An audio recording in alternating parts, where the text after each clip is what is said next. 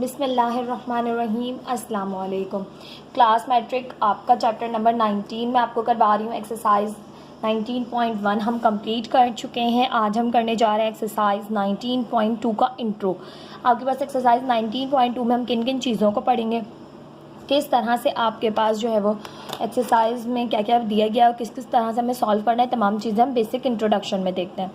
ठीक है, अब आपके पास जो 19.2 है उसमें आपको डिटर्मिनेंट्स ऑफ अ मैट्रिक्स निकालना सिखा रहे हैं। ठीक है, डिटर्मिनेंट ऑफ अ मैट्रिक्स क्या है। अब आपके पास define the determinant of a square matrix. Square matrix का डिटर्मिनेंट फाइंड कैसे करें, डिफाइन करें। ठीक है, we can associate with every square matrix A over R a number a determinant known as the determinant of matrix A if A is equals to A B C D. अगर a matrix आपके पास square matrix है, ठीक है, और square matrix में आपके पास तमाम जो है वो रियल नंबर्स हैं, then determinants of matrix A is denoted by A determinant. तो मैट्रिक्स ए का जब डिटर्मिनेंट फाइंड आउट करना है तो हम इस तरह से मॉड्यूलस के अंदर से बंद करते हैं। ठीक है, ये आपके पास डिटर्मिनेंट ऑफ ए की साइन है। ठीक है, डिटर्मिनेंट ऑफ ए फाइंड कर रहे हैं हम, तो या मैट्रिक्स की साइन की जगह भी यहाँ पर आपके पास रेक्टेंगुलर एरे की जगह भी हम यूज़ कर लेंगे डिटर्मिनेंट। ठीक है, तो अब आप डिटर्मिनेंट फाइंड किस तरह से करते हैं, ये तो जस्ट हमने डिनोट करके बताया कि हम डिटर्मिनेंट फाइंड करें। ठीक है, तो finding the values of determinants of a matrix for a 2x2 matrix. अगर मैट्रिक्स का ऑर्डर 2x2 है तो मैट्रिक्स का डिटर्मिनेंट फाइंड करने का तरीका कुछ और है। अगर मैट्रिक्स का ऑर्डर 3x3 है तो मैट्रिक्स का डिटर्मिनेंट फाइंड करने का तरीका कुछ और है। अच्छा जी, स्क्वायर मैट्रिक्स का होना यहाँ पर लाजमी है। अब आपके पास 2x2 की अगर मैट्रिक्स है तो डिटर्मिनेंट बहुत ही ईजीली फाइंड हो जाता है। ये मैट्रिक्स मौजूद है, अब डिटर्मिनेंट फाइंड करें ए बी सी डी, तो आप याद रखिए कि ए डी से मल्टीप्लाई होता है, माइनस साइन बीच में आती है, और बी सी से मल्टीप्लाई होता है। और ए डी से मल्टीप्लाई करके जो भी वैल्यू आई उसमें से आपने बी सी को मल्टीप्लाई करके जो भी वैल्यू आई दोनों को माइनस किया, तो आपके पास जो वैल्यू आएगी वो आ जाएगी ए डिटर्मिनेंट की। अब यहाँ पर आपको एक एग्जाम्पल दी हुई है जिसको मैं सॉल्व करते हुए आपको दिखा देती हूँ ताकि आपको कन्फ्यूजन आपकी क्लियर हो जाए। अब है आपके पास ये एग्जाम्पल 371 -4। ठीक है, अब ये मैट्रिक्स कोई सी भी है ए बी सी। अब आपने इसका डिटर्मिनेंट फाइंड करना है, तो ये 2x2 की मैट्रिक्स है आपके पास। ठीक है, तो 2x2 की मैट्रिक्स के अंदर आपके पास आपने करना होता है, ये देखिए अगर आप इसको इस तरह याद रखें, ये ए बी सी डी। ठीक है, तो ए डी से मल्टीप्लाई होता है, क्या फॉर्मूला है आपके पास कि A D minus B C determinant find करने का। तो ए डी से मल्टीप्लाई होगा यानी 3 - 4 से, माइनस साइन दरमियान की क्योंकि A D minus B C है, तो ए और डी मल्टीप्लाई हो गए, माइनस साइन आ गई बी सी, बी और सी, बी है आपके पास 7 और सी है आपके पास 1। तो देखिए क्या हो जाएगा, plus minus minus 3 4 = 12, minus plus minus 7 1 = 7। अब माइनस माइनस प्लस हो गया, 7 12 में ऐड हुआ तो 19 आ गया माइनस का, क्योंकि बड़े नंबर की साइन माइनस की। तो इस तरह से आपने क्या फाइंड कर लिया, ये डिटर्मिनेंट, मैट्रिक्स का डिटर्मिनेंट। जो भी मैट्रिक्स जो है वो आपके पास क्या है, 2x2 की मैट्रिक्स है। ठीक, अब इसी तरह से अगर आपके पास नाउ द लेबनीज़ फार्मूला और Laplacian expression for the determinant of 3x3 matrix. ठीक है, लेबनीज़ फार्मूला है आपके पास, ठीक है, और लैप्लासियन एक्सप्रेशंस हैं। ठीक है, जिसमें आपके पास मैट्रिक्स का डिटर्मिनेंट जो है वो फाइंड करने का तरीका होता है आपको कौन सी मैट्रिक्स का, जो 3x3 की मैट्रिक्स हो। अब ये हमने पढ़ा 2x2, 2x2 का बहुत ही सिंपल है A D minus B C, तो ये फॉर्मूला याद रखिए डिटर्मिनेंट का। अगर 3x3 की मैट्रिक्स हो तो आपको जो है वो फाइंड करने के लिए क्या करना पड़ता है कि आपने लेना है इस तरह से। अब आपने याद रखना है A11 है यानी पहली रो पहला कॉलम, पहली रो दूसरा कॉलम यानी A12 A13, इसी तरह से दूसरी रो पहला कॉलम तो A21। नंबर ऑफ़ रॉज पहले शो की जाती है, नंबर ऑफ़ कॉलम्स बाद में, तो A21 A22 A23, इसी तरह से A31 A32 A33 is the following. ठीक है, अब ये आपने नाम क्यों दिए, ताकि आपको कन्फ्यूजन ना रहे। इन जनरल याद रखिए जब आप डिटर्मिनेंट फाइंड कर रहे हैं तो आपने A11 जो भी आपके पास है, ठीक है, यानी पहली रो का यहाँ पर जो एलिमेंट है वो आपने यहाँ लिखना है। जब आपने A11 लिया है तो पहली रो और पहले ही कॉलम को आप क्या करेंगे, स्किप करेंगे। इसके बाद बचा आपके पास A22 A23 A32 A33, तो वो आ गया आपके पास इस तरह से डिटर्मिनेंट के बॉक्स में। ठीक, इस तरह से आप माइनस साइन दरमियान में आती है, फिर A12 लिखा जाता है, फिर A12 लिखा है आपने, तो A12 लिखने की वजह से आपके पास पहली रो क्योंकि नंबर ऑफ रॉस पहले, तो A12 मीन्स पहली रॉ और दूसरा कॉलम कौन सा है आपके पास, तो देखें ये आपके पास पहला कॉलम, ये दूसरा, तो ये स्किप हो जाएगा। ठीक है, तो यहाँ पे A21, A31, A23 और A33 आपके पास आ जाएंगे डिटर्मिनेंट में। ठीक है, इसी तरह से A13 लिखेंगे प्लस की साइन, अच्छा अल्टरनेटिव साइन चलती है, प्लस की फिर माइनस की फिर प्लस की।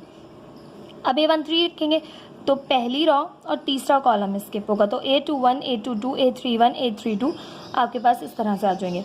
अब इसको सॉल्व करेंगे इसी तरह से जैसे ही इनको करते हैं, यानी A11 एज इट इज़ रहेगा, AD माइनस साइन लगाएंगे, BC को मल्टीप्लाई करेंगे, फिर माइनस A12 लिखेंगे, AD माइनस BC, इसी तरह से यहाँ पर भी AD minus BC। The above evaluation of a determinant is said to be the expansion by row 1। अब हमने रॉ 1 से एक्सपेंशन सीखा, आपके पास रॉ 1 के अलावा भी एक्सपेंशंस होते हैं, वो भी हम यहाँ नहीं पढ़ेंगे। ठीक है, अब एग्जाम्पल आपको दी हुई है कि आपने डिटर्मिनेंट फाइंड करना है एक 3/3 की मैट्रिक्स का। तो एक एग्जाम्पल दी हुई है, इसको भी मैं आपको सॉल्व करके बताती हूँ। अब देखिए ये एग्जाम्पल है, A इज इक्वल्स टू 4 1 -1 -3 0 5 5 3 2। तो अब ये 3/3 की मैट्रिक्स है, तो इसका डिटर्मिनेंट जब फाइंड करेंगे हम, तो अब आपने जनरल में देख लिया, तब आप याद रखिए आपने A determinant is equals to, पहला एलिमेंट लिखना है 4। अब पहली रॉ पहला कॉलम जो है वो आपने स्किप करना है और डिटर्मिनेंट के बॉक्स में लिखना है 0 5 3 2। ठीक, अब माइनस साइन, ठीक है, अब दूसरा लिखना है, ऑलरेडी माइनस का 3 है तो ब्रैकेट में कर दें। अब इसका डिटर्मिनेंट क्या होगा, पहली रॉ दूसरा कॉलम। ठीक है, अब आपके पास पहली रॉ दूसरा कॉलम आपने स्किप किया, 1 -1 3 2, फिर प्लस की साइन क्योंकि अल्टरनेटिव साइंस चलती हैं। ठीक है, अब 5 आ जाएगा। अब पहली रॉ और तीसरा कॉलम माइनस होगा, तो 1 -1 0 5 1 -1 0 5, ये आ गया अब आप डिटर्मिनेंट के बॉक्स में। ठीक है, इस तरह से 4। अब आप AD माइनस BC करेंगे, तो 0 2 ज़ा 0 -3 5 ज़ा 15। ठीक है, फिर माइनस माइनस +3, इसी तरह ब्रैकेट में 1 2 ज़ा 2 माइनस दरमियान की और माइनस माइनस हो जाएगा प्लस, 1 3 ज़ा 3 +5 एज इट इज़। अब AD माइनस BC, तो A और D है, 1 5 ज़ा 5 माइनस माइनस प्लस 1 0 ज़ा 0। A डिटर्मिनेंट आपके पास यहाँ से आ जाएगा, 4 को मल्टीप्लाई करें यानी 0 ख़त्म हो जाएगा, 4 मल्टीप्लाई बाय -15, या इस तरह से लिख लें, 4 मल्टीप्लाई बाय 0 ख़त्म हो गया, -15 बचा, 3 एज इट इज़, 3 और 2 5 हो गए, प्लस 5 एज इट इज़, 5 और 0 5 हो गए। अब आप इन्हें मल्टीप्लाई कर लें अंदर, प्लस माइनस 4 15 ज़ा आपके पास हो गया यहाँ से 60, प्लस 3 5 ज़ा 15, प्लस 5 5 ज़ा 25 प्लस का 15 प्लस का, दोनों को ऐड कर लें, ये हो जाएगा आपके पास यहाँ से 40 प्लस का माइनस का 60, माइनस प्लस माइनस हुए, 60 में से 40 को माइनस किया। ठीक है, -60 + 40 माइनस किया अगर आपने, तो आपके पास यहाँ से आ गया माइनस का 20। ये आपके पास आ गया डिटर्मिनेंट। ठीक है, कि कौन सी मैट्रिक्स का, ऑर्डर 3/3 मैट्रिक्स का, स्क्वायर मैट्रिक्स है बट ऑर्डर है 3/3। 2/2 का आपने देखा किस तरह से निकाला जाता है, सिंपली। ठीक है, AD माइनस BC करके, और 3/3 का किस तरह से डिटर्मिनेंट निकाला जाता है, तो ये भी हमने यहाँ पर सीख लिया। ठीक, अब आगे आपसे बुक में कह रहे हैं मज़ीद, ये एग्जाम्पल मैंने आपको करवा दी। अब है आपके पास define singular and non singular matrices. अब आपने सिंगुलर मैट्रिक्स और नॉन सिंगुलर मैट्रिसेस बताना है कौन सी होती है। स्क्वायर मैट्रिक्स ए, कोई भी स्क्वायर मैट्रिक्स हो सकती है, ऑर्डर 2/2 की या 3/3 की, is said to be a singular if it's determinant is equal to 0। अब वो सिंगुलर मैट्रिक्स कहलाएगी जब उसका डिटर्मिनेंट क्या आएगा, 0 आएगा, इक्वल। यानी कि अगर आपके पास यहाँ -20 ना आता, 0 आता, तो हम कहते हैं ये मैट्रिक्स आपके पास सिंगुलर मैट्रिक्स है। ठीक है, तो इसी तरह से कह रहे हैं square matrix A is said to be non singular. Non singular कहलाएगी ये matrix if it's determinant is not equal to 0, अगर उसका डिटर्मिनेंट 0 के इक्वल नहीं आएगा। A singular matrix is also called non invertible matrix and a non singular matrix is also called invertible matrix. ठीक है, तो ये बात भी याद रखिएगा, आपके पास singular matrix non invertible matrix कहलाती है, या MCQs का पॉइंट ऑफ व्यू से क्वेश्चन इंपॉर्टेंट है, और आपके पास non singular matrix invertible matrix कहलाती है, यानी नॉन सिंगुलर मैट्रिक्स के आगे चला जाता है और नॉन सिंगुलर के आगे इन्वर्टिबल आ जाता है, नॉन हट जाता है। ठीक है, तो इस तरह से याद रखिएगा। ठीक है, अब आपके पास एग्जाम्पल है, अब आपने क्या करना है, सिंगुलर मैट्रिक्स और नॉन सिंगुलर मैट्रिक्स को मालूम करना है। तो देखिए भाई, अब आपके पास ये 3/3 की मैट्रिक्स है, आपने डिटर्मिनेंट फाइंड किया, आपने बिल्कुल उसी तरह से डिटर्मिनेंट फाइंड करना है जिस तरह मैंने यहाँ सिखाया, बस यहाँ पर आपके पास डिटर्मिनेंट क्या आ गया, 0 आ गया, तो आपने कह दिया कि भाई सिंगुलर मैट्रिक्स है। तो इसको दोबारा से करवाने की ज़रूरत नहीं है, क्योंकि यहाँ पर आपको ये बात समझ आई हुई है कि डिटर्मिनेंट किस तरह से 3/3 मैट्रिक्स का निकालेंगे। बस यहाँ पर 0 आ जाए तो आप कह देंगे A is a singular matrix. ठीक है, अब आपके पास ये इंपॉर्टेंट टॉपिक है बहुत। ठीक है, ये है आपके पास डिफाइंड माइनर्स एंड कोफैक्टर्स। अब माइनर्स बताने हैं आपने और कोफैक्टर्स बताने हैं। ठीक है, माइनर्स क्या होते हैं, कोफैक्टर्स क्या होते हैं। तो let us consider a square matrix A of order 3/3, then the minor of an element aij denoted by mij is the determinant of a matrix obtained by deleting the ith row and the jth column of A, for example if। अच्छा जी, अब आपसे क्या कह रहे हैं, miners क्या होते हैं। तो माइनर्स आप जो है उससे पहले क्लासेस में नहीं पढ़ कर आए हैं, पीछे क्लासेस में, क्योंकि आपकी बुक्स में 7-8 की बुक्स में मैट्रिसेस का अभी तक टॉपिक मौजूद नहीं है। अब हमारे पास माइनर्स और फैक्टर्स आपके पास होते क्या हैं और माइनर और फैक्टर्स हम किस तरह से मालूम करते हैं। तो सबसे पहले माइनर्स क्या होते हैं। तो आपके पास अगर 3/3 की मैट्रिक्स है कोई भी, ठीक है, तो minor of an element ai होता है आपके पास, i means number of Ross, j means number of column, तो डिनोटेड बाय mij, उसको आप डिनोट करते हैं mij से हम माइनर को डिनोट करते हैं। Is the determinant of the matrix. अगर आपसे पूछ लें कि क्या कहते हैं, आपसे पूछ लें माइनर पूछ लें M21 बताइए, तो M21 आप फाइंड आउट कर सकते हैं किस तरह से कि आपके पास फॉर्मूला होता है। ठीक है, M12 मालूम करने का या M21 मालूम करने का, यानी आपने सेकंड रॉ और फर्स्ट कॉलम को हटा के जो भी आपके पास डिटर्मिनेंट आए वो आप फाइंड करके बताइए। ठीक है, इस तरह से माइनर्स फाइंड आउट किए जाते हैं। अब जैसे कि यहाँ पर फॉर एग्जाम्पल एक मैट्रिक्स दी हुई है, इसमें आपसे कह रहे हैं कि matrix then the matrix obtained by deleting the first row and second column of A. अगर आप फर्स्ट रॉ को, पहली रॉ, ठीक है, फर्स्ट रॉ को और सेकंड कॉलम को हटा दें तो आपके पास आएगा A21 A23। अच्छा, यहाँ पर मिस्टेक है जो इन्होंने बात कही है, A21 और नीचे आ जाएगा आपके पास A31, A21 A31 A23 और A33 आपके पास आ जाएगा। And its determinant is the minor as defined below. और इसका अगर आपने डिटर्मिनेंट फाइंड आउट करना है तो फिर आप किस तरह से करेंगे, जैसे M12 लिखा है आपने, पहली रॉ और दूसरे कॉलम को आपने क्या किया है, यहाँ पर स्किप करना है। ठीक है, डिलीट कर देना है। ठीक है, तो हमने पहली रॉ और दूसरे कॉलम को डिलीट कर दिया, आपके पास ये और ये आ गए डिटर्मिनेंट में। अब ये आ गए, अब आपने AD और -BC ही करना है। ठीक है, बट किस तरह कि आपके पास यहाँ पर वाइल को factor of an element aij is denoted bye aij, इससे आप डिनोट करेंगे इसके को फैक्टर्स को aij से। ठीक है, अब ये माइनर है, अब आपने को फैक्टर फाइंड करना है। आपको बता दिया माइनर किस तरह से आप लिखेंगे। माइनर आपके लिए कोई भी हो सकता है, A21 A12 जो भी होगा वो आपने रॉ पहले शो करते हैं, कॉलम बाद में, तो वो रॉ स्किप करनी होती है, डिलीट करनी होती है, और वो कॉलम जो नंबर सेकंड पे लिखा हुआ है तो वो करने के बाद आपके पास जो भी यहाँ पर डिटर्मिनेंट बनेगा उसको आपने एज इट इज़ रखना है। वाइल को factor of an element aij, अच्छा ये हमने भी डिलीट कर लिया था। अब यहाँ पर आपके को फैक्टर कैसे फाइंड करेंगे, को फैक्टर फाइंड करने के लिए आप a यूज़ करते हैं। को फैक्टर यानी माइनर को m से डिनोट करते हैं और को फैक्टर को a से। aij क्या है, अब आप यहाँ 1 2 फाइंड करें तो आप यहाँ 1 2 लिख लीजिए। ठीक है, फॉर्मूला इसका होता है आपके पास इन जनरल के aij इज इक्वल्स टू -1 के exponent i plus j mij। अब को फैक्टर मालूम कर रहे हैं, ये इन जनरल है, यहाँ i आपने j जो रखा वही यहाँ पर i और j को ऐड करेंगे और वही यहाँ पर ij होगा और उसका माइनर होगा यहाँ पर। ठीक है, mij is the minor of an element and aij is the square matrix of A। अब आपके पास एक एग्जाम्पल दी हुई है, इस एग्जाम्पल को आपके पास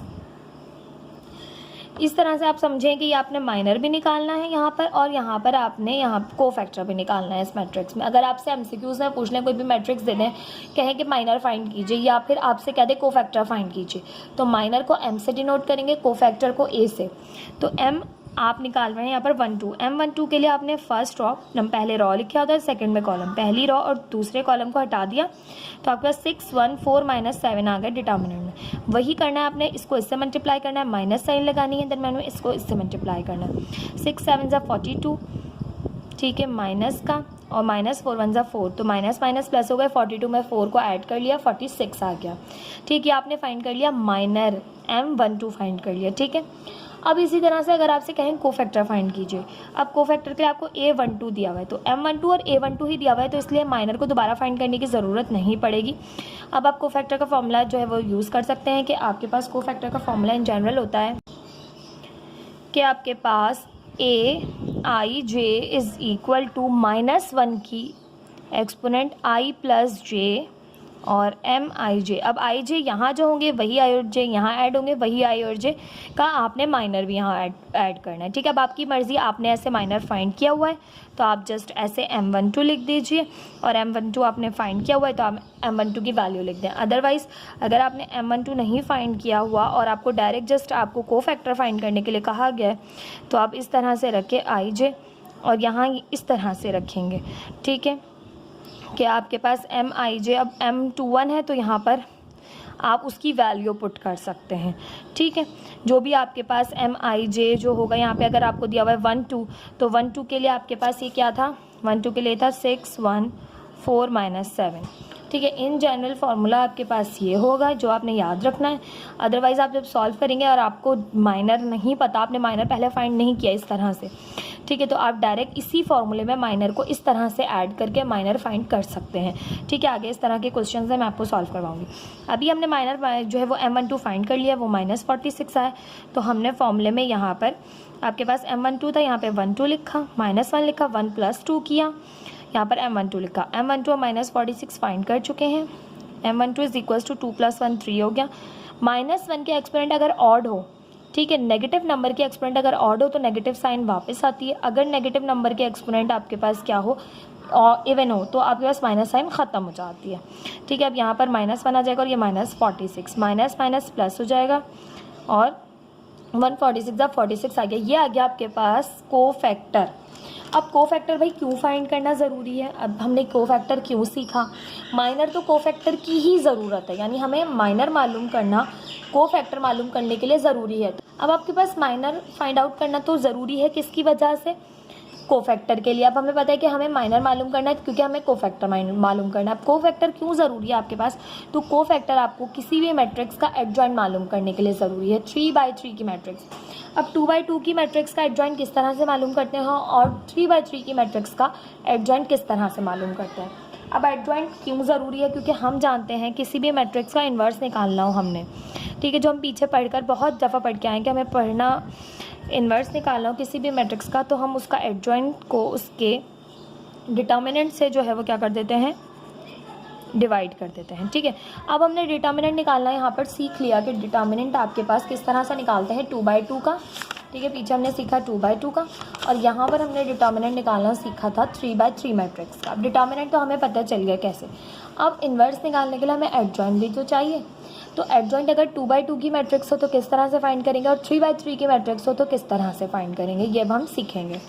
ठीक है, तो यहाँ पर है आपके पास multiplicative inverse of a matrix. अगर किसी भी मैट्रिक्स का हमें मल्टीप्लिकेटिव इन्वर्स फाइंड आउट करना हो तो हमें जो है वो इन्वर्स, यानी कि ये है इन्वर्स आपके पास, ये फाइंड करना हो तो आपको क्या मालूम करना होता है, एडजॉइंट ए भी चाहिए होता है और डिटर्मिनेंट ए भी चाहिए होता है। डिटर्मिनेंट तो हमने सीख लिया 2/2 का भी 3/3 का भी।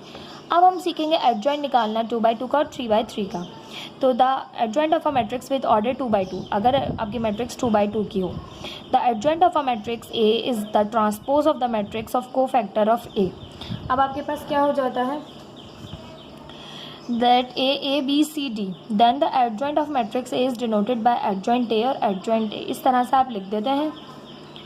ठीक है, अब A B C D है तो इसका एडजॉइंट हो जाएगा A D की जगह चला जाएगा, D A की जगह चला जाएगा, तो D A हो जाएगा, और इन दोनों की तब्दील हो जाएगी साइन, यानी अगर ये प्लस का है तो ये माइनस का हो जाएगा, और अगर माइनस का होगा तो प्लस का हो जाएगा, यहाँ माइनस का हो तो अब ये प्लस का है माइनस का हो जाएगा, यानी इनकी साइन तब्दील हो जाएगी, रिवर्स हो जाएगी, माइनस हो तो प्लस, प्लस हो तो माइनस। ठीक है, ये तो हो गया 2/2 का। जस्ट यहाँ पर जैसे एक मैट्रिक्स अब आपको दी हुई है 4 3 2 -1, चलें इसको भी माइनस का कर लें। अगर हम इसका एडजॉइंट निकाल रहे हैं तो इन दोनों की जगह तब्दील हो जाएगी, ये -1 यहाँ चला जाएगा, 4 यहाँ चला जाएगा, इन दोनों की साइन चेंज हो जाएगी, ये प्लस का 2 है माइनस का 2 हो जाएगा, ये माइनस का 3 है ये प्लस का 3 हो जाएगा। तो ये हमने फाइंड कर लिया एडजॉइंट ए 2x2 मैट्रिक्स का। अब अगर आपके पास मैट्रिक्स 3x3 की हो तो 3x3 की मैट्रिक्स आपके पास है, अगर हम इन जनरल लिख रहे हैं A11 A12 A13 A21 A22 A23 A31 A32 A33। अब आपने एडजॉइंट लिखा तो adjoint A is equal to तमाम ए को कैपिटल कर दिया। अब ये तमाम आपने ए फाइंड आउट करने हैं, ये है कोफैक्टर्स। अब ये है कोफैक्टर, देखिए हमने कैपिटल ए से शो किया था कोफैक्टर को, तो अब ये है कोफैक्टर, यानी आपने A11 अलग फाइंड करना होगा, A12 अलग, A13 अलग, A21 अलग, A22 अलग, A23 अलग, A31 अलग, A32 अलग, A33 अलग फाइंड करके, यानी इस तरह से आपने कोफैक्टर्स फाइंड करने, फिर यहाँ पर पुट करने हैं, तो मैट्रिक्स 3x3 का एडजॉइंट आपको पता चलेगा। ठीक है, तो आप मालूम किस तरह करेंगे ये हमने सीख लिया।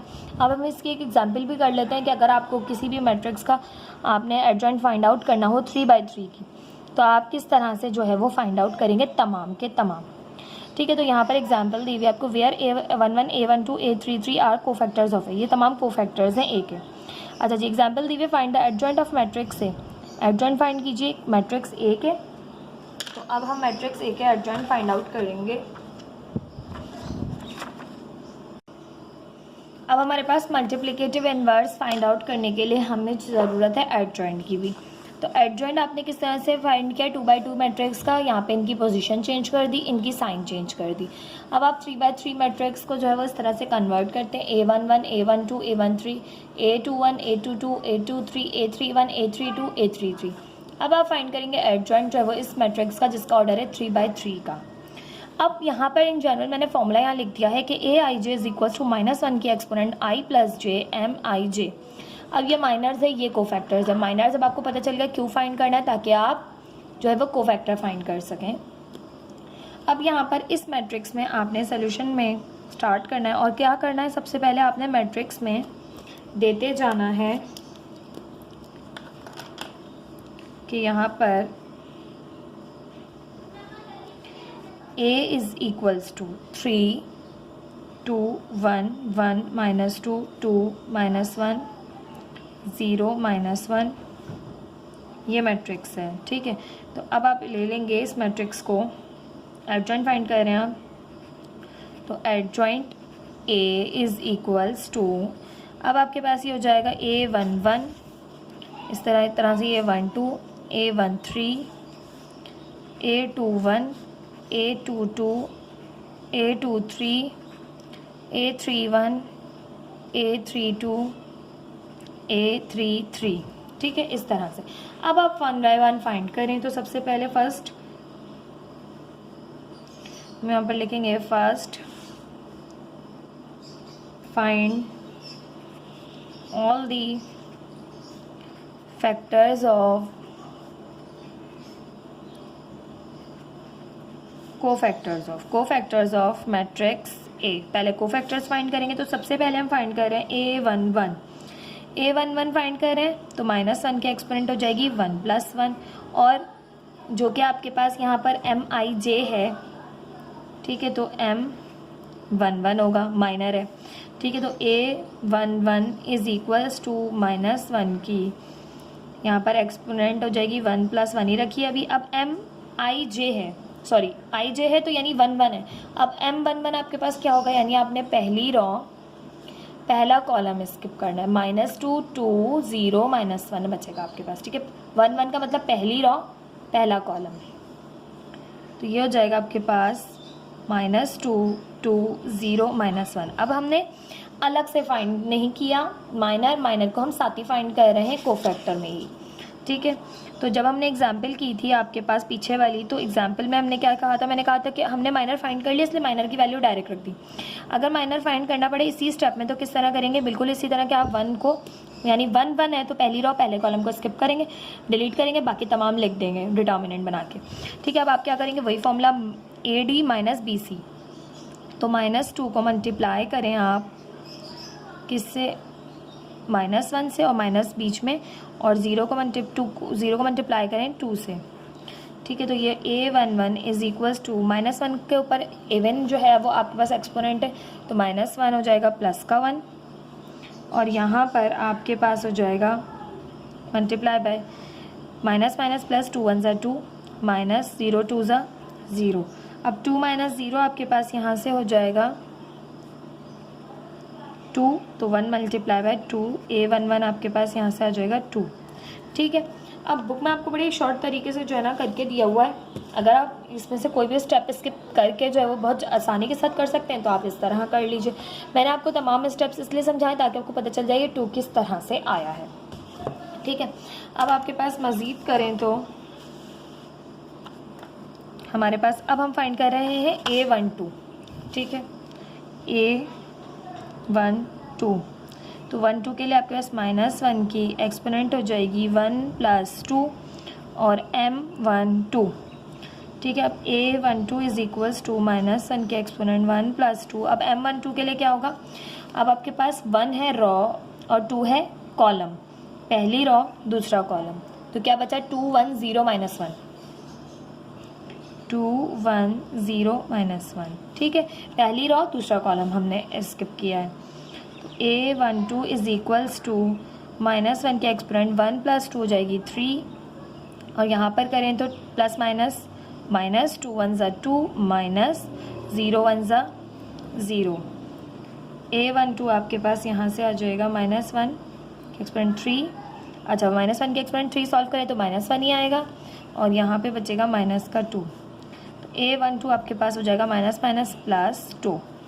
ठीक है, अभी हो गया आपके पास +2, क्योंकि यहाँ पे ऑड पावर थी, ये माइनस का बचा और ये भी माइनस का, तो माइनस प्लस 1 2 ज़ा 2। अब A12 आपके पास आ गया 2। अब हम फाइंड करेंगे A13, तो A13 के लिए आपके पास होगा -1 के एक्सपोनेंट 1 + 3 M13, तो A13 इज इक्वल्स टू -1 के एक्सपोनेंट 1 + 3 M13 के लिए होगा पहली रॉ तीसरा कॉलम, पहली रॉ तीसरा कॉलम। ठीक है, ये रॉज होती हैं, ये कॉलम्स होते हैं, पहली रॉ तीसरा कॉलम, तो 2 - 2 1 2, 2 - 2 1 2, तो A13 आपके पास हो जाएगा यहाँ से -1 के एक्सपोनेंट हो जाएगी 3 + 1 4, 2 2 ज़ा 4 माइनस माइनस प्लस 2 1 ज़ा 2, तो ये आपके पास हो जाएगा -1 के एक्सपोनेंट इवन नंबर में है तो -1 जो है वो +1 में तब्दील हो जाएगा। ठीक है, साइन माइनस की ख़त्म हो जाएगी और 4 और 2 हो जाएंगे आपके पास यहाँ से 6, तो 1 6 ज़ा 6। तो अब आप इस तरह से लेके जाइए, A11 आ गया 2, A12 आ गया आपके पास 2। ठीक है, और यहाँ से A13 आपके पास आ गया है 6। अब इसी तरह से हम तमाम फाइंड करेंगे। अब हमने फाइंड कर लिया A11 A12 A13, अब हम फाइंड करेंगे A21। ठीक है, A21 फाइंड करें तो A21 इज इक्वल टू -1 के एक्सपोनेंट 2 + 1 M21।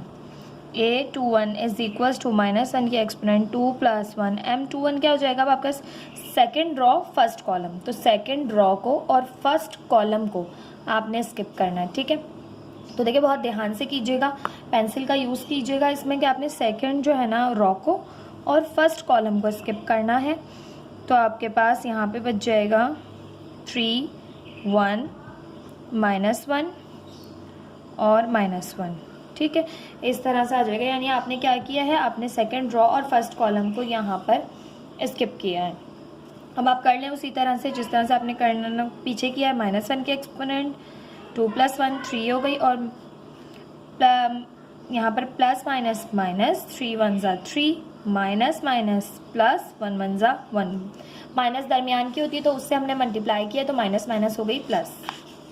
ठीक है, तो यहाँ पर आपके पास हो गया है A21 इज इक्वल टू -1 के एक्सपोनेंट 3 -1 ही रहा, और यहाँ से आपके पास मल्टीप्लाई हो रहा है 3 में से आप 1 माइनस करें तो -2।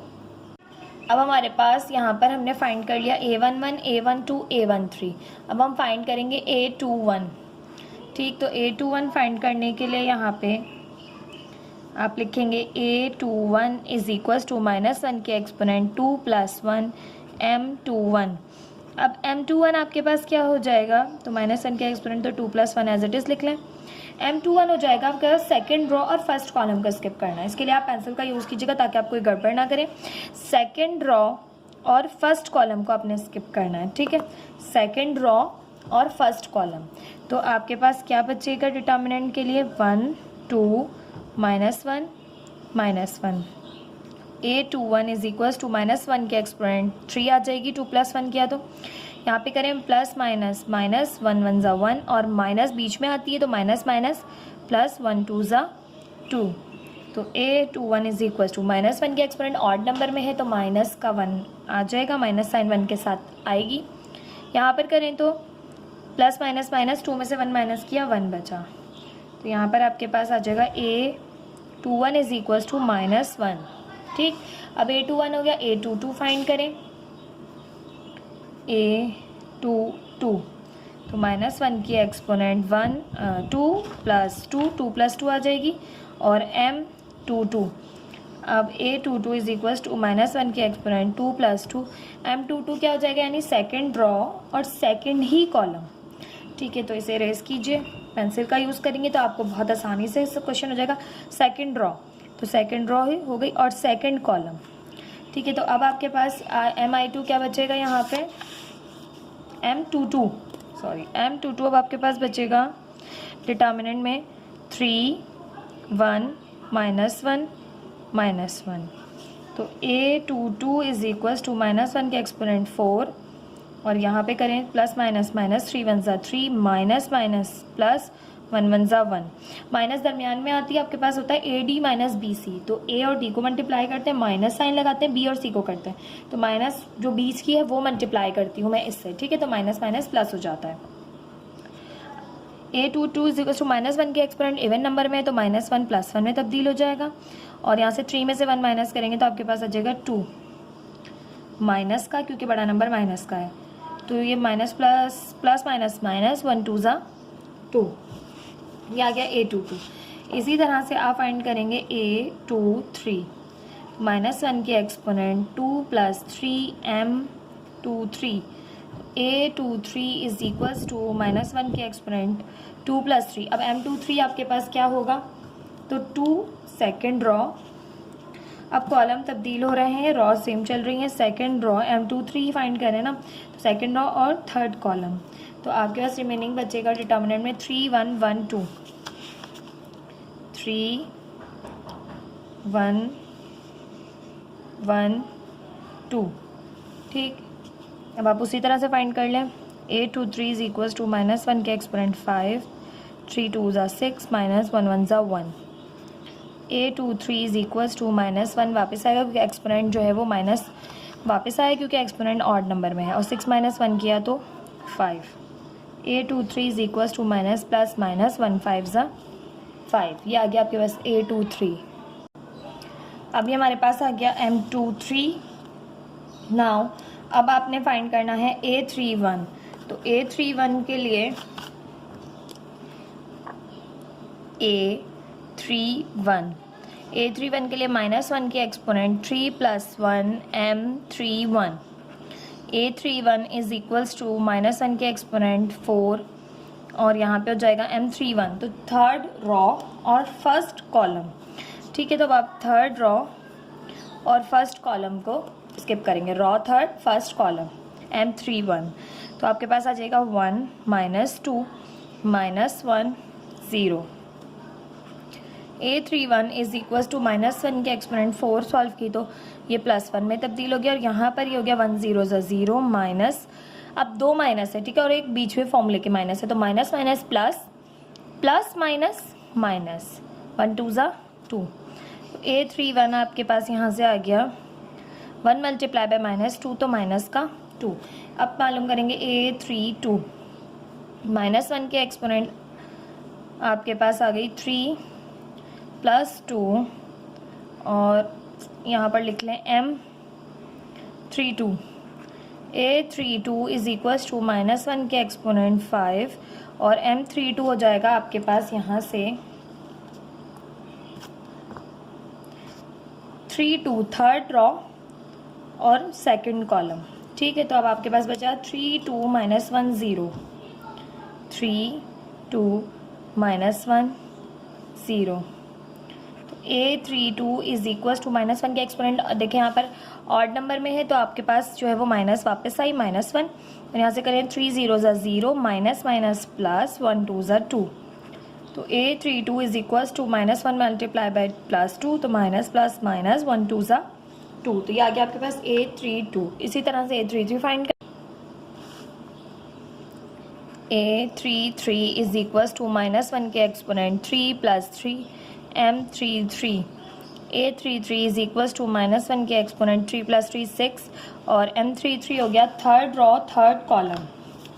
ठीक है, अब आपके पास हो गया है थर्ड रॉ और थर्ड कॉलम माइनस, तो अब आपके पास हो गया 3 2 1 -2, 3 2 1 -2।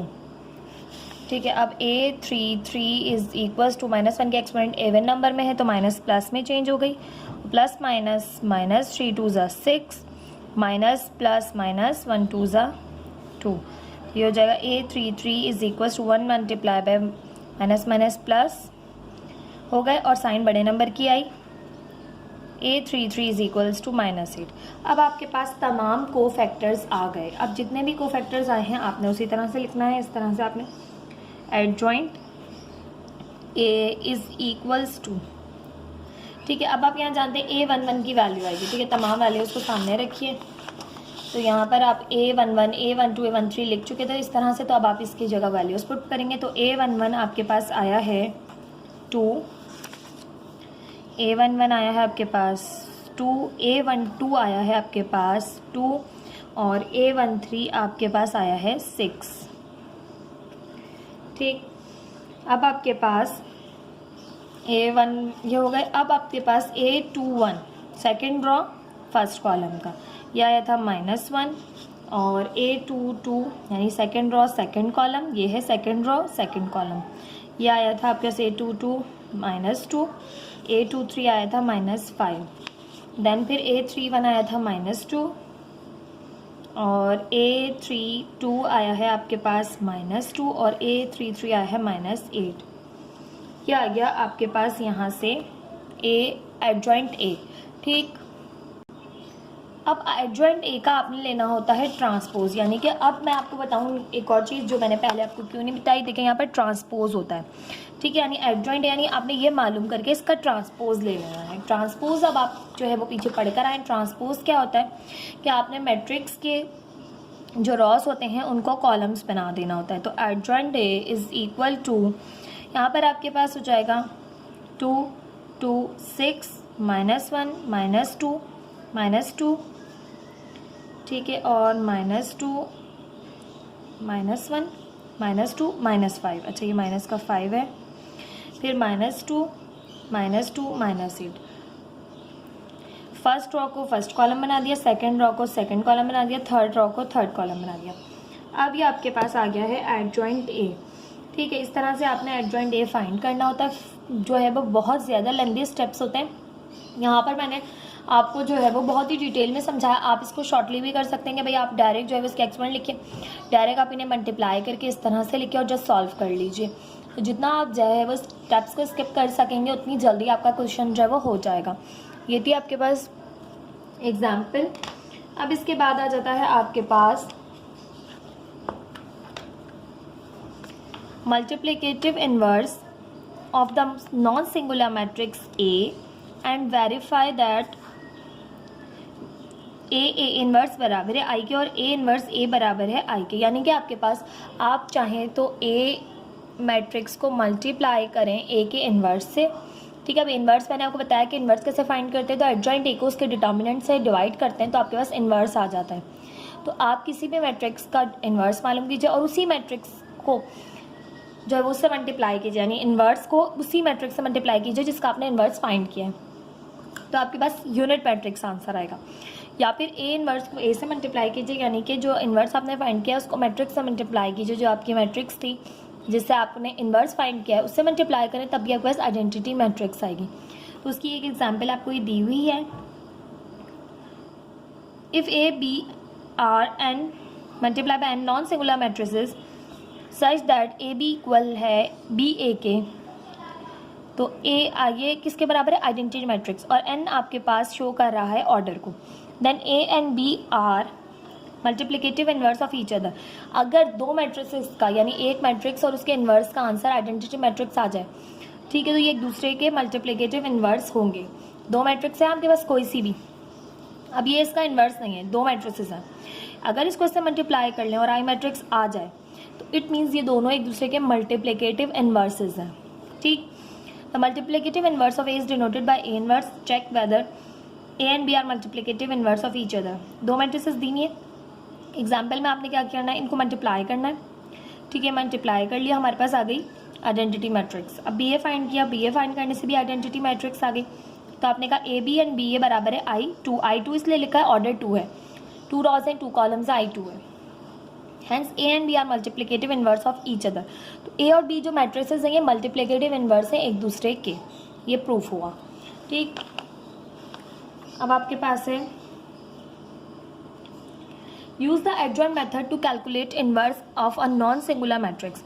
आपने एडजॉइंट मेथड यूज़ करते हुए किसी भी मैट्रिक्स का जो है वो नॉन सिंगुलर मैट्रिक्स का इन्वर्स फाइंड आउट करना है। तो किस तरह से करेंगे, ए बराबर है ए बी सी डी के, ये नॉन सिंगुलर मैट्रिक्स होगी कोई भी, तो A inverse can be found A inverse is equal to adjoint to A divided by determinant A not determinant A is not equal to 0, यानी डिनोमिनेटर में जो determinant है ये 0 के इक्वल नहीं होना चाहिए, तभी आपके पास मैट्रिक्स का सोल्यूशन आगे पॉसिबल होता है। The method of finding inverse in this way is called adjoint method. ठीक है, इन्वर्स फाइंड करने का ये मेथड कहलाता है एडजॉइंट मेथड। अब आपके पास find the inverse of the matrix A is equal to 3 1 4 2 by adjoint method. Adjoint method के थ्रू आपने इसका क्या फाइंड करना है, इन्वर्स फाइंड करना है। इसी तरह से find the inverse of matrix this by adjoint method, इसका भी आपने एडजॉइंट मेथड के थ्रू क्या फाइंड करना है, इन्वर्स। ठीक है, तो दोनों का हम इन्वर्स फाइंड करेंगे। ये भी आपके पास एक एग्जाम्पल दी हुई है बुक में 2/2 की और 3/3 की। अब आपने इन्वर्स फाइंड करना है, तो तमाम वही स्टेप्स हैं, कुछ भी यहाँ पर जो है ना वो आपके पास न्यू नहीं है। तो एग्जाम्पल कर लेते हैं, ये मैं आपको इन्वर्सेस निकालना सिखा देती हूँ। अब हमारे पास ये फर्स्ट एग्जाम्पल है, एडजॉइंट मेथड्स के ज़रिए हमने इन्वर्स मालूम करना है नॉन सिंगुलर मैट्रिसेस का। ठीक है, तो इन्वर्स का फॉर्मूला होता है A inverse is equals to adjoint A divided by A determinant. तो हमें किसी भी मैट्रिक्स का इन्वर्स फाइंड करना हो तो सबसे पहले हमें उस मैट्रिक्स का एडजॉइंट और इन्वर्स फाइंड होना, डिटर्मिनेंट फाइंड होना चाहिए। ठीक है, तो फर्स्ट वी फाइंड, हम सबसे पहले जो है वो हमेशा डिटर्मिनेंट फाइंड करेंगे। First we find A determinant. ठीक है, डिटर्मिनेंट क्यों फाइंड करेंगे, क्योंकि डिटर्मिनेंट से हमें पता चलता है मैट्रिक्स सिंगुलर है या नॉन सिंगुलर। अब यहाँ कहाँ ही नॉन सिंगुलर गया है, ठीक है, तो हमें पता है कि नॉन सिंगुलर मैट्रिक्स है, यानी सोल्यूशन पॉसिबल है। बट अगर सिंगुलर आ जाए तो मैट्रिक्स का जो है वो आगे फर्दर जो है वो आप सॉल्व नहीं कर सकते, तो फिर उसको वहीं पर ही स्टॉप कर देते हैं। तो ए डिटर्मिनेंट आपके पास बराबर हो जाएगा यहाँ पे, अब ए डिटर्मिनेंट फाइंड करना है तो 3 4 1 2 एज इट इज़ रखेंगे, और फॉर्मूला आप जानते हैं कि फॉर्मूला होता है A determinant is equal to A D minus B C. ठीक है, ए को डी से करें, 3 2 ज़ा 6 माइनस 1 4 ज़ा 4, 6 माइनस 4 आपके पास आ गया यहाँ पे 2, और since A determinant is not equal to 0, inverse of A exist. अब ये क्यों लिखा हमने, अगर यहाँ पे 0 आ जाएगा तो हम लिखेंगे A determinant is equals to 0, inverse of A does not exist. ठीक है, तो इस तरह से हम फिर कर देते हैं, आगे फर्दर सॉल्यूशन नहीं करते। अब आपके पास नॉट इक्वल टू 0 आया है, तो अब आप आगे सॉल्व कर सकते हैं। एडजॉइंट ए फाइंड कीजिए। एडजॉइंट के लिए आप क्या करते हैं, इन दोनों की जो है वो पोजीशन चेंज करते हैं, 2 यहाँ चला जाएगा, 3 यहाँ चला जाएगा, और इन दोनों की साइन चेंज हो जाती है, माइनस का 1 हो जाएगा, माइनस का 4 हो जाएगा। ये आ गया आपके पास एडजॉइंट।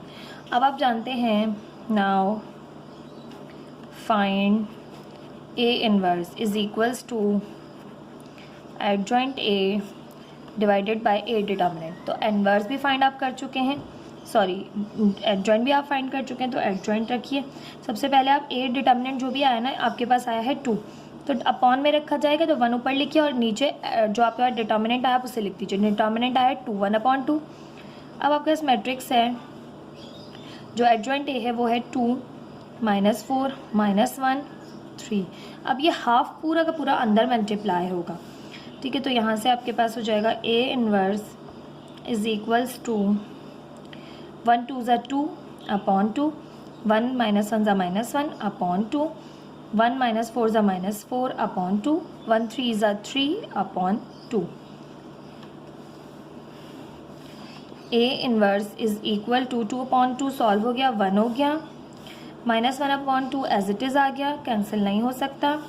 2 1 ज़ा 2, 2 2 ज़ा 4, तो माइनस का 2, यहाँ से 3 अपॉन 2 कैंसिल नहीं हो सकता, एज इट इज़। तो ये आपके फाइंड कर लिया ए इनवर्स, ठीक। अब आ गया इनवर्स 2/2 मैट्रिक्स का। अब इनवर्स आपने फाइंड आउट करना है बाय एडजॉइंट मेथड 3/3 मैट्रिक्स का, ठीक है। थोड़ा लेंदी होगा ये, क्योंकि आपके पास जब भी हमने फाइंड किया था कि सबसे पहले एडजॉइंट ही आपके पास देखें कितना लंबा था, डिटर्मिनेंट तो आप फटाफट फाइंड कर लेंगे, वो इतना लेंदी स्टेप्स इसके नहीं हैं, बट यहाँ पर इसके स्टेप्स बहुत ज़्यादा लेंदी हैं, जिसकी जो कि है एडजॉइंट। स्टार्ट करते हैं सोल्यूशन।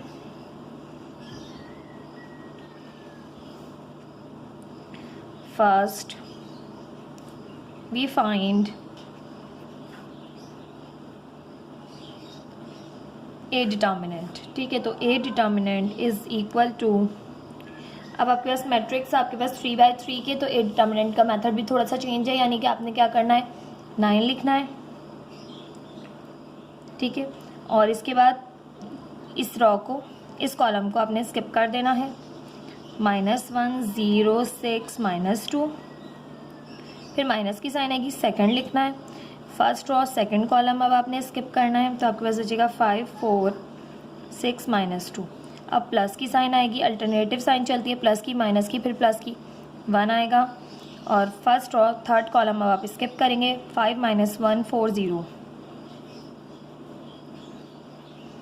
ठीक। अब आप उसी तरह से करेंगे AD - BC करके 9 as it is, AD 1 × 2 minus minus plus 1 2 ज़ा 2 माइनस प्लस माइनस 6 0 ज़ा 0 -2 as it is, plus minus minus 5 2 ज़ा 10 माइनस प्लस माइनस 6 4 ज़ा 24 प्लस 1 है, 1 को आप लिखें नहीं या फिर लिख दीजिए, स्किप कर दें, कोई मसला नहीं है, ठीक है। 5 0 ज़ा 0 माइनस माइनस प्लस 1 4 ज़ा 4, तो A determinant is equals to 9 × 2 -2 multiply by minus minus plus हुआ, 10 में जो है 24 ऐड किया तो माइनस का 34 प्लस 1 और multiply by 4। A determinant is equals to 9 2 ज़ा 18 माइनस माइनस प्लस 2 34 ज़ा आपके पास हो जाएगा 68 प्लस 1 4 ज़ा 4, इनको ऐड किया तो ये आपके पास हो जाएगा यहाँ से 90, ठीक है। अब आपके पास ए डिटर्मिनेंट आ गया 90। अब ए डिटर्मिनेंट के बाद अब आपने फाइंड करना है एडजॉइंट ए, ठीक है। तो अब आप यहाँ पर लिखेंगे, पहले तो ये देखेंगे कि आप ये 0 के इक्वल नहीं आए, तो आप लिखेंगे since A determinant is not equal to 0 inverse of A exist, ठीक है। इनवर्स ऑफ ए एग्जिस्ट करता है। अब आप आगे यहाँ पर करेंगे एडजॉइंट ए फाइंड, ठीक है। Now find all the cofactors of A, ठीक है। अब तमाम कोफैक्टर्स फाइंड करने हमने, अब कोफैक्टर्स फाइंड करने का मैंने आपको फॉर्मूला बताया था। यहाँ पर आपके पास मैट्रिक्स जो है वो है 9 5 4 2 -1 0 1 6 -2, तो क्या हो जाती है ये, यहाँ पर ये कहलाता है A11, ये कहलाता है A12, ये कहलाता है A13। इसी तरह से ये A21, ये A22, ये A23, इसी तरह से ये A31, ये A32, ये A33। अब आपने A11 फाइंड करना है, यानी तमाम यहाँ पे कोफैक्टर्स फाइंड करने हैं, फिर इसका लेना है आपने ट्रांसपोज, तो आपके पास आ जाएगा यहाँ पर मैट्रिक्स का एडजॉइंट, ठीक है। अब आपको मैं यहाँ पे कोफैक्टर्स निकालना सिखा चुकी हूँ, तो मैं डायरेक्ट इसके कोफैक्टर्स लिख रही हूँ क्योंकि बहुत ज़्यादा लेंदी स्टेप्स हो जाएंगे, वीडियो बहुत ज़्यादा लेंदी हो जाएगी। तो यहाँ पर अब आपके पास इसके आपने ट्रांसपोज भी लेना होता है, तो यहाँ पर आपके पास इसके फैक्टर्स आ गए हैं जो कि मैं लिख लेती हूँ बुक से ही। A11 आपके पास आया है 2, A12 आया है आपके पास 34, A13 आया है आपके पास 4, A21 आया है आपके पास 4, A22 आया है -22, A23 आया है 8, इसी तरह से A31 है आपके पास 13, -49, -19। अब आप इसका ले लें ट्रांसपोज, तो आपके पास आ जाएगा एडजॉइंट A 2, 34, 4, 4, -22, 8, 13, -49, -19। अब ट्रांसपोज लेना आपको आता है, नंबर ऑफ रॉस को नंबर ऑफ कॉलम बना देते हैं। तो ये आ गया आपके पास एडजॉइंट। ठीक है, एडजॉइंट A भी आ गया। अब आपको A इनवर्स का फॉर्मूला पता है। Now find A inverse. अब A इनवर्स का फॉर्मूला आपको पता है। A inverse is equal to adjoint A divided by A determinant. ठीक है, तो A inverse is equal to adjoint A आपके पास यहाँ से आया था 90 प्लस का, तो आप लिखेंगे 1/90। अब इसको अपॉन में कर लें और इस पूरी मैट्रिक्स को एज इट इज़ लिखते हैं। ठीक है, जो कि आपके पास एडजॉइंट A की आई थी। 2, 34, 4, 4, -22, 8, 13, -49, -19। ठीक, अब ये अपॉन ये मल्टीप्लाई हो जाएगा आपके पास अंदर 1/90। A inverse is equal to 1 2 ज़ा 2 अपॉन 90, 1 4 ज़ा 4 अपॉन 90, 1 13 ज़ा 13 अपॉन 90 और 1 34 ज़ा 34 अपॉन 90, 1 -22 ज़ा -22 अपॉन 90, 1 -49 ज़ा 49 अपॉन 90। यहाँ पे हो जाएगा 4/90, यहाँ पे हो जाएगा 8/90, यहाँ पे हो जाएगा -19/90। यहाँ पे कैंसिल होगा 2 से, यहाँ हो जाएगा कैंसिल, तो ये आपके पास हो जाएगा 1/45 और ये हो जाएगा आपके पास 2/45। ये आपके पास एज इट इज़ रहेगा क्योंकि कैंसिलेशन नहीं हो रही। 13 अपने ही टेबल में आता है। यहाँ पे भी आपके पास 2 से कैंसिल हो जाएगा 17/45। यहाँ पे भी आपके पास 2 से कैंसिल होगा -11/45। यहाँ पे एज इट इज़ रहेगा। 7 के टेबल में आता है 49 और 19 नहीं आता। यहाँ पे 2 से कैंसिल हो गया 2/45। यहाँ पर 2 से हो गया 4/45। यहाँ पर एज इट इज़ रहा। यह आपके पास आपने फाइंड कर लिया A इनवर्स। थोड़े से लेंदी स्टेप्स थे, ठीक है, बट आपने जो है वो एग्ज़ाम्स में अगर आपसे आ जाता है फाइंड करने के लिए कि आपने इनवर्स फाइंड आउट करना है एडजॉइंट मेथड से, तो आपने इस तरह से इनवर्स फाइंड आउट करना होगा। ठीक है, तमाम स्टेप्स करने होंगे। यहाँ पर मैंने स्टेप्स स्किप किया था, वो था आपके पास कि मैंने एडजॉइंट को डायरेक्ट लिख लिया था। तो एडजॉइंट मैं आपको सिखा चुकी हूँ। ठीक है, इसी वीडियो में आपके पास टॉपिक था पूरा एडजॉइंट फाइंड आउट करने का, तो उसमें मैंने आपको सिखाया है। तमाम बच्चे वीडियो को पूरा देखें तो उन्हें अच्छे से समझ में आएगा। इसके बाद आपके पास आ जाता है टॉपिक, आपने करना है verify the result A B का होल इनवर्स बराबर है B इनवर्स A इनवर्स के। अब आपने कैसे इसको वेरीफाई करना है, तो बहुत ही सिंपल सी आपके पास ये एग्जांपल है। ठीक है, अब आपने मैट्रिक्स की मल्टीप्लिकेशन सीखी है अच्छी तरह कि मैट्रिक्स की मल्टीप्लिकेशन आपने दोनों मैट्रिक्स को A B को करना है पहले मल्टीप्लाई। ठीक है, A और B को आपने कर लिया मल्टीप्लाई, ये मैट्रिक्स आ गई। अब इस मैट्रिक्स को आप समझ लें ये एक मैट्रिक्स A है। अब आपने इसका क्या फाइंड करना है, इन्वर्स। तो इन्वर्स फाइंड आउट करने के लिए आपके पास आपने करना क्या होता है, डिटर्मिनेंट फाइंड करना होता है, वो कर लिया आपने, नॉट इक्वल्स टू 0 आ गया। अब एडजॉइंट फाइंड करना है, तो एडजॉइंट फाइंड कर लिया आपने, इसका A B की जगह चेंज कर दी, B C की साइन चेंज कर दी, तो आपके पास ये आ गया इसका एडजॉइंट। अब आपने डिटर्मिनेंट को जो है वो अंदर मल्टीप्लाई कर लिया, तो आपके पास ये आ गया मैट्रिक्स का, समझ लें इसी को आपने कह दिया मैट्रिक्स का, ये आ गया A B का होल इनवर्स। अब A का अलग B का अलग इन्वर्स फाइंड करना है, A का अलग, देन फिर इनको मल्टीप्लाई करना है। तो B का इन्वर्स पहले करेंगे या A का इन्वर्स पहले कर लें और B को पहले मल्टीप्लाई कर दें। तो A का इन्वर्स फाइंड करना है, ठीक है, तो A का डिटर्मिनेंट फाइंड करेंगे, फिर A का एडजॉइंट फाइंड आउट करेंगे। तो ये आ गया आपके पास A का इन्वर्स। इसी तरह से B का इन्वर्स फाइंड करेंगे, तो B का डिटर्मिनेंट फाइंड करेंगे, देन फिर B का एडजॉइंट फाइंड करेंगे और फिर इस तरह से लिख लेंगे। अब B इन्वर्स को A इन्वर्स से मल्टीप्लाई करना है, तो B इन्वर्स को पहले लिखेंगे, A इन्वर्स को बाद में लिखेंगे।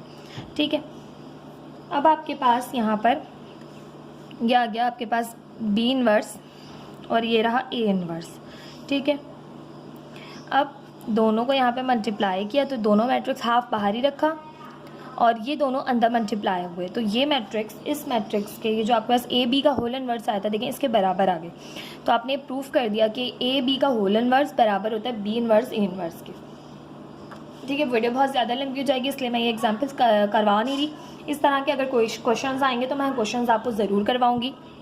ठीक, अब आपके पास टॉपिक आ जाता है जो कि मोस्ट इंपॉर्टेंट टॉपिक होता है पेपर पॉइंट ऑफ व्यू से, क्योंकि पेपर में ही आपके पास जो है वो लॉन्ग क्वेश्चंस में जो है वो शामिल किया जाएगा, solution of simultaneous linear equations. अब आपने लीनियर इक्वेशंस को सॉल्व करना है बाय मैट्रिक्स में। दो मेथड्स हैं आपके पास। ठीक है, अब आपके पास दो मेथड्स किस तरह से कि सबसे पहले मैं आपको ये समझा दूँ, फिर मैं मेथड समझाती हूँ आपको। अब consider a system of two linear equations in two variables.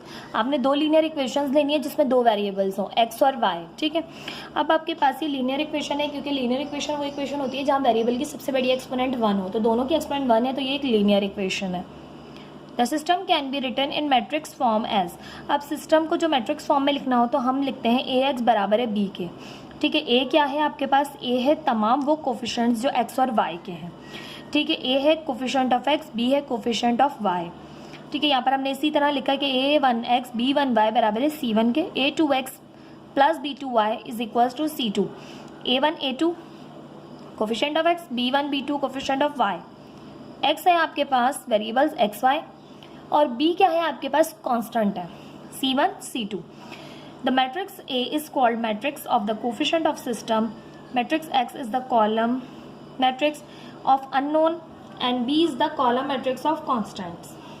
ठीक है, अब an order pair x y is called the solution of the given system satisfied by these two values. The set of all solution of the given system is called solution set of simultaneous linear equation.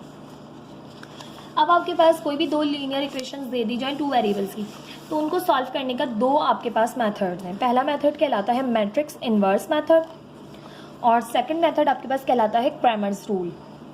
तो matrix inverse method की भी मैं आपको example करवाऊंगी, ये book में example दी हुई है आपको, और क्रैमर्स रूल की भी। अब आपके पास यहाँ पे कह रहे हैं मैट्रिक्स इनवर्स मेथड होता क्या है, तो consider the matrix equation as discussed in previous section 19.7।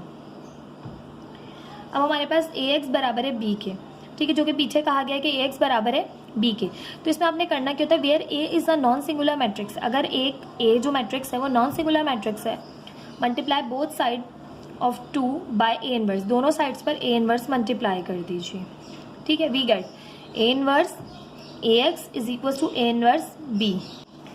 अब हमारे पास यहाँ पे A inverse A x equal है ए इनवर्स बी के, तो ए इनवर्स ए जो है वो ख़त्म हो गया क्योंकि ए इनवर्स ए इक्वल होता है आइडेंटिटी मैट्रिक्स के। ठीक है, हमने पीछे पढ़ लिया कि किसी भी मैट्रिक्स का इन्वर्स उसे मल्टीप्लाई किया जाए तो आपके पास आइडेंटिटी मैट्रिक्स आती है।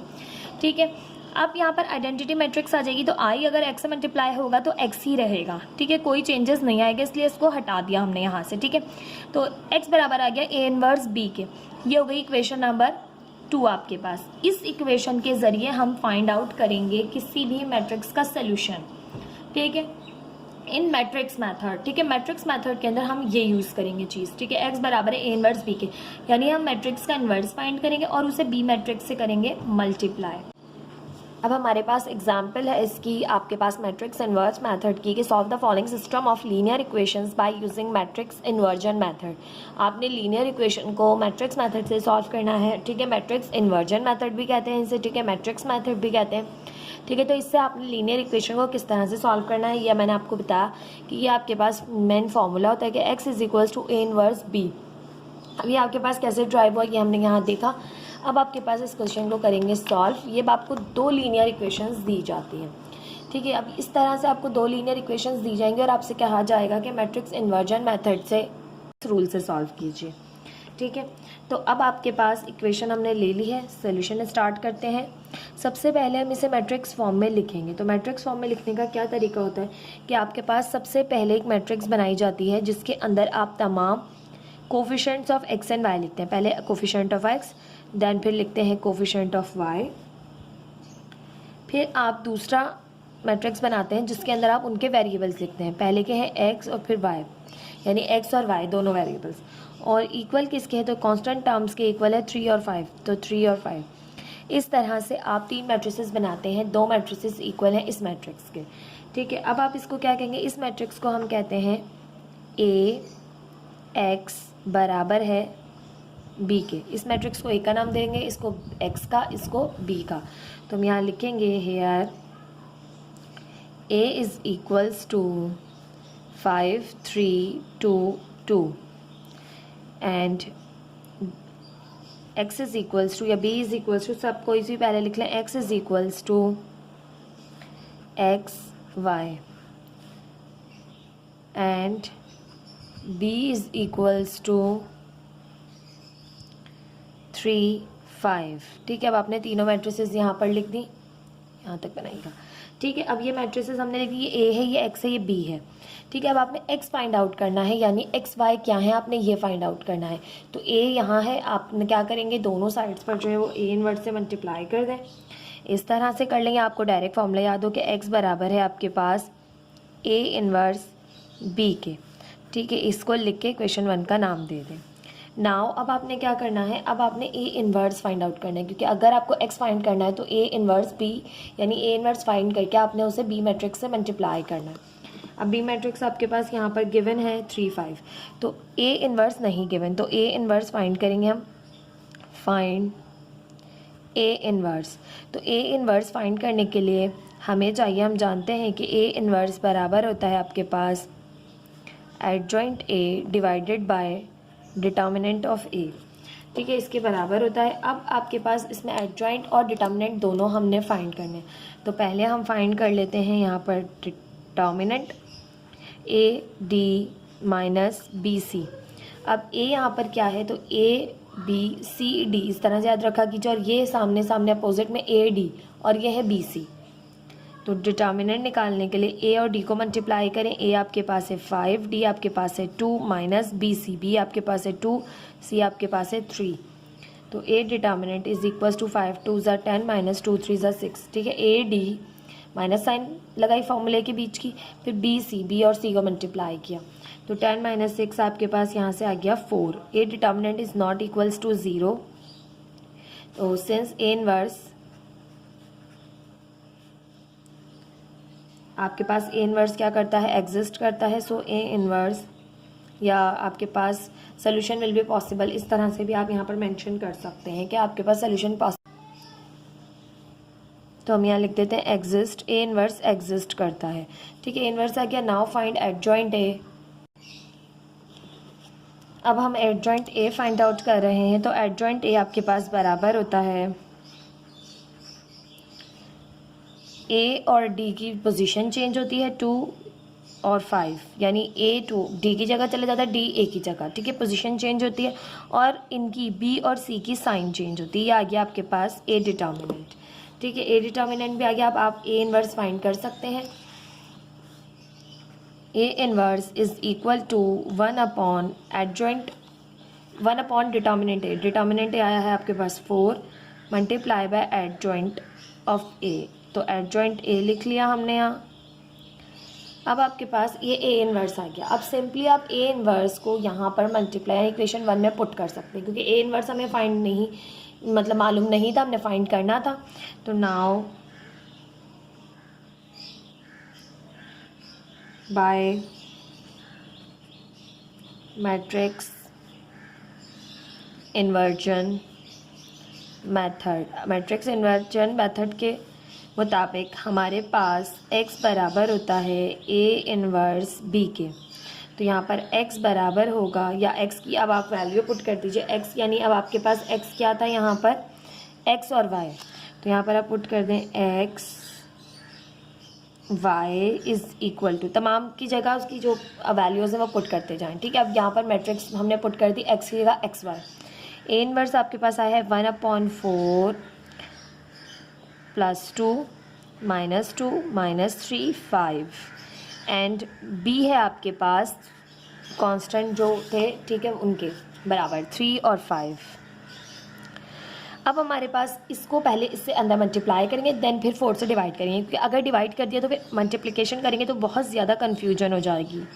तो इसलिए यहाँ पर ए इनवर्स में याद रखिएगा डिटर्मिनेंट को अंदर मल्टीप्लाई मत कीजिएगा, क्योंकि अपॉन में है, ये हमेशा अपॉन में ही होगा, इसलिए मैं आपको सजेस्ट करूँगी आप ना करें। अब पहली रो पहले कॉलम से होगी, तो 2 multiply by 5 plus minus 2 multiply by 3, 2 multiply by 3 and minus 2 multiply by 5। अब पहली रो दूसरे कॉलम से हो नहीं सकती, क्योंकि दूसरा कॉलम नहीं है। दूसरी रो पहले कॉलम से होगी, यहाँ पर minus 3 multiply by 3 plus 5 multiply by 5। X y is equals to 1/4, 2 3 ज़ा 6 प्लस माइनस माइनस 2 5 ज़ा 10 माइनस प्लस माइनस 3 3 ज़ा 9 प्लस 5 5 ज़ा 25। ठीक, तो ये आपके पास आ जाएगा। सॉरी, थोड़ा सा आवाज़ का इशू है, ठीक है, गला थोड़ा सा ख़राब है, बट आपके लिए काम करना है, इस वजह से वीडियो बहुत ज़्यादा जो है ना बच्चे रिक्वेस्ट करेंगे मैं जल्दी से आप अपलोड कीजिए। ठीक है, अब 6 माइनस 10 किया तो हमारे पास यहाँ से हो गया माइनस का 4, और 9 में से 25 को माइनस किया, क्योंकि प्लस माइनस माइनस होगा। 25 में से 9 को माइनस करेंगे तो 16 रिमेनिंग बचेगा। ठीक, अब ये अपॉन 1/4 मल्टीप्लाई कर लीजिए अंदर, तो हमारे पास X Y is equal to -4, देखिए 1 माइनस 4 ज़ा -4 अपॉन 4, 1 16 ज़ा 16 अपॉन 4। ठीक है, ऊपर वाला नंबर से मल्टीप्लाई होगा और अपॉन में ये नंबर आ जाएगा। ठीक है, अब x Y is equal to 4 से 4 कैंसिल, -1, 4 1 ज़ा 4, 4 4 ज़ा 16, तो बचा 4। तो -1 और 4 आ गए आपके पास एक्स और वाई। तो यहाँ पर आप लिखेंगे कि hence therefore the solution set is, क्योंकि सोल्यूशन सेट आया है आपके पास, अब ये सोल्यूशन सेट आप इस तरह से लाजमी लिखिएगा, -1 and 4। This is the answer of this question. ये था आपके पास मैट्रिक्स इन्वर्जन मेथड। सबसे पहले आपने करना क्या, अपनी मैट्रिक्स जो भी आपको क्वेश्चन गिवन है उन्हें मैट्रिक्स फॉर्म में लेकर आना है, तमाम coefficients of x and y, then फिर आपके पास वेरिएबल्स बराबर है कांस्टेंट टर्म्स के। तो ये जो आपके पास कोफिशिएंट्स होते हैं, ये मैट्रिक्स ए के बराबर होती है, एक्स वाई वाली मैट्रिक्स एक्स के बराबर होती है, और कांस्टेंट टर्म वाली मैट्रिक्स बी के बराबर होती है। तो ए एक्स इक्वल है बी के। तो अब यहाँ पर ए एक्स अगर बी के बराबर है, तो अगर एक्स फाइंड करना है तो ए दूसरी तरफ चला जाएगा। ठीक है, या फिर आपकी बुक में जिस तरह से कि multiplying by A inverse on both side, दोनों साइड्स पर ए इनवर्स को मल्टीप्लाई किया, तो यहाँ ए इनवर्स का आंसर आइडेंटिटी मैट्रिक्स आएगा। आइडेंटिटी मैट्रिक्स को एक्स से मल्टीप्लाई करें तो एक्स ही रहेगी। ठीक है, तो इसलिए हम जस्ट एक्स ही लिख देते हैं और यहाँ पर आ जाता है ए इनवर्स बी। अब ये इक्वेशन 1 हो गई। यहाँ पर अब आपने क्या किया, ए इनवर्स फाइंड करना है, तो ए इनवर्स के लिए आपको एडजॉइंट और डिटर्मिनेंट मालूम होना चाहिए मैट्रिक्स का। तो हमने इनवर्स के लिए डिटर्मिनेंट फाइंड किया, एडजॉइंट फाइंड किया, देन फिर आपने इस इक्वेशन 1 में वैल्यू को पुट कर दिया। एक्स इक्वल है ए इनवर्स बी के, तो ए इनवर्स की वैल्यू देन बी की, दोनों मैट्रिक्स आ गई। अब पहले आपने फ्रैक्शन अंदर मल्टीप्लाई नहीं करनी, दोनों मैट्रिक्स को मल्टीप्लाई करना है, देन फिर आपने अपॉन का जो नंबर है सिंप्लीफाई करना है, देन फिर आपने 1/4 यानी डिटर्मिनेंट जो आया था 1/a डिटर्मिनेंट अंदर मल्टीप्लाई करना है, देन फिर अगर कैंसिलेशन हो तो कैंसिलेशन करके आपका सोल्यूशन सेट आपको मिल जाएगा। ठीक है, था मैट्रिक्स मेथड आपके पास। अब हमारे पास आ जाता है क्रैमर्स रूल। ठीक है, क्रैमर्स रूल का इंट्रो पढ़ लें। ठीक है, क्रैमर्स रूल में आपके पास यहाँ पर कह रहे हैं कि Cramer's rule is one of the method used to solve a system of linear equation. Let us consider a system of linear equation in two variables x and y written as. अब आपके पास Cramer's rule में कह रहे हैं कि ये एक ऐसा मेथड है जो कि लीनियर इक्वेशन को सॉल्व करने के लिए इस्तेमाल किया जाता है। ठीक है, अब आपके पास यहाँ पर a1x उसी तरह से a1x b1y is equals to c1 a2x plus b2y is equals to c2। Now अब आपके पास सिस्टम 1 में हमने सबसे पहले देखा था coefficient of x and y लिखे थे हमने, देन फिर वेरिएबल्स लिखे थे और इक्वल थे ये कांस्टेंट्स के। ठीक है, इसी तरह से आपने इसमें भी करना है, इसको ए का नाम देंगे, इसको एक्स का, इसको बी का। नाउ अब आपने क्या करना है, अब आपने ए डिटर्मिनेंट फाइंड आउट करना है। ठीक है, ए डिटर्मिनेंट आपके पास नॉट इक्वल्स टू 0 आना चाहिए। ठीक है, ये मैट्रिक्स से है, ए का डिटर्मिनेंट फाइंड कीजिए, नॉट इक्वल्स टू 0 आया तो सिस्टम का सोल्यूशन एग्जिस्ट करता होगा। अब आपने क्या करना है, अब आपने which is obtained by x is equals to a 1 determinant is equals to a अब आपने करना क्या, 3 मैट्रिसेस अब आप बनाएंगे, ठीक है, अपने हिसाब से। यानी एक तो ये बन गई, ठीक है, 2 आपने बनानी है। वो ये बनानी है आपने कि जब आप कर रहे हैं A1 के लिए, यानी आप नाम दें यहाँ पर, देखिए x फाइंड करना है ना आपने, तो x के लिए आपके पास फॉर्मूला बनेगा x is equals to A1 determinant is equals to A determinant, ठीक है। A डिटर्मिनेंट आपको पता है A1 A2 B1 B2। अब A1 है ना, तो इसमें x के लिए कोफिशिएंट, जो भी यहाँ पर कोफिशिएंट है x के, वो हटा देंगे, स्किप कर देंगे, उनकी जगह कांस्टेंट शिफ्ट हो जाएंगे, C1 C2 B1 B2, ठीक है। तो A1 के लिए, अब y के लिए करें तो y की जगह A2 लिखेंगे आप, यानी उसका डिटर्मिनेंट जब लेंगे तो A2, और नीचे जो A डिटर्मिनेंट है, जो मेन मैट्रिक्स का डिटर्मिनेंट है, वो तो एज इट इज आएगा। अब A2 के लिए आपके पास y के लिए कर रहे हैं तो y के जो कोफिशिएंट्स है वो स्किप हो जाएंगे और C1 C2 उनकी जगह आ जाएगा। आप इस मैट्रिक्स का डिटर्मिनेंट फाइंड करेंगे, इसका आप कर चुके हैं, तो फिर आप इन वैल्यूज़ को पुट करेंगे और सिंपली आप क्वेश्चन को कर लेंगे सॉल्व, ठीक है। मैं आपको थोड़ा सा इजी करके समझाती हूँ ताकि जो है ना आप एग्जांपल्स को बहुत अच्छे से समझ सकें और क्वेश्चंस को भी बहुत आसानी से कर सकें। Solve the system using Cramer's rule. अब है आपके पास मैट्रिक्स इक्वेशन है, इसे मैट्रिक्स फॉर्म में लेकर आएंगे। 3x + 2y is equals to 10 - 6x + 4y is equals to 4। अब आपके पास हम इसे कर रहे हैं सॉल्व द फॉलोइंग इक्वेशन या solve the equation by Cramer's rule. अब आपके पास यहाँ पर है सोल्यूशन की हेडिंग देंगे, इक्वेशन लिखेंगे सबसे पहले।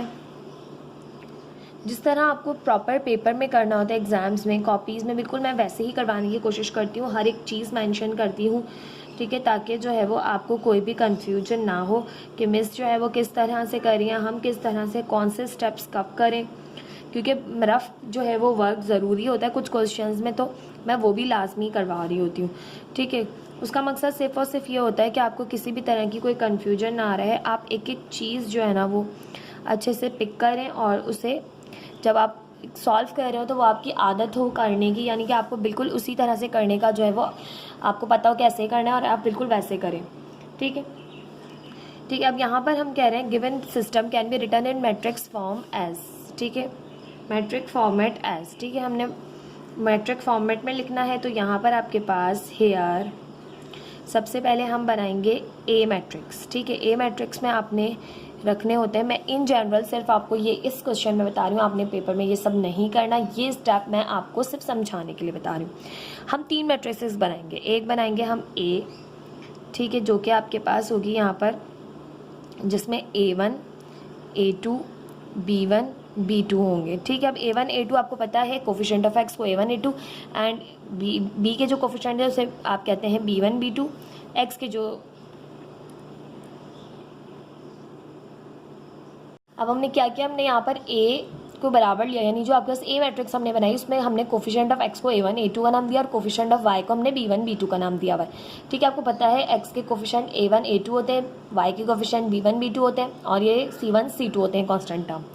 अब आप मैट्रिक्स बनाएंगे दूसरी, जो कि आप जिसको A1 का नाम देंगे, ठीक है। ये मैं सिर्फ आपको समझाने के लिए बता रही हूँ, ठीक है, ये पेपर में आपने नहीं करना है। A1 बराबर है, अब A1 में आपके पास x के कोफिशिएंट जो हैं A1 A2 का स्किप करके इनकी जगह लिख दीजिए आप C1 C2, और ये आपके पास B1 B2 अपनी पोजीशन पर एज इट इज़ आ जाएंगे, ठीक है। ये बन गई आपके पास मैट्रिक्स।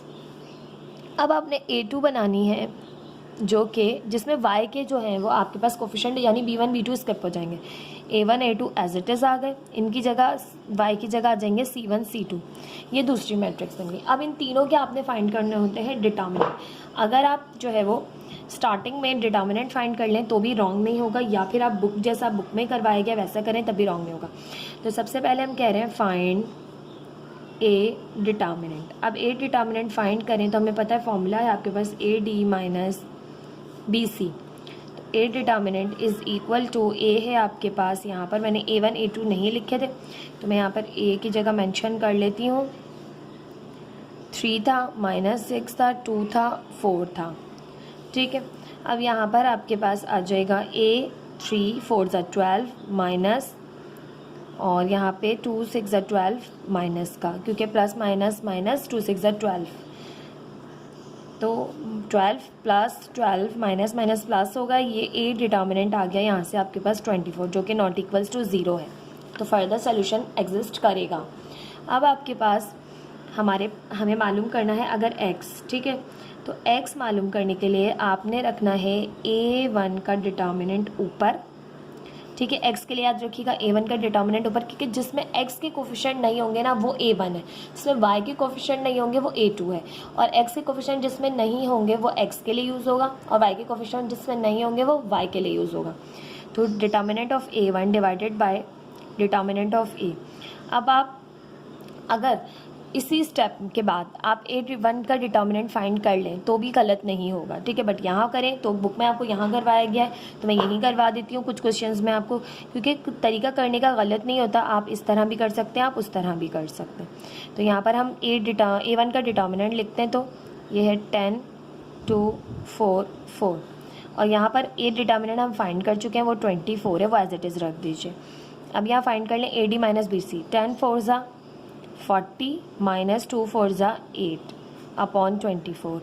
40 माइनस 8 करें तो आपके पास यहाँ से आ जाएगा 32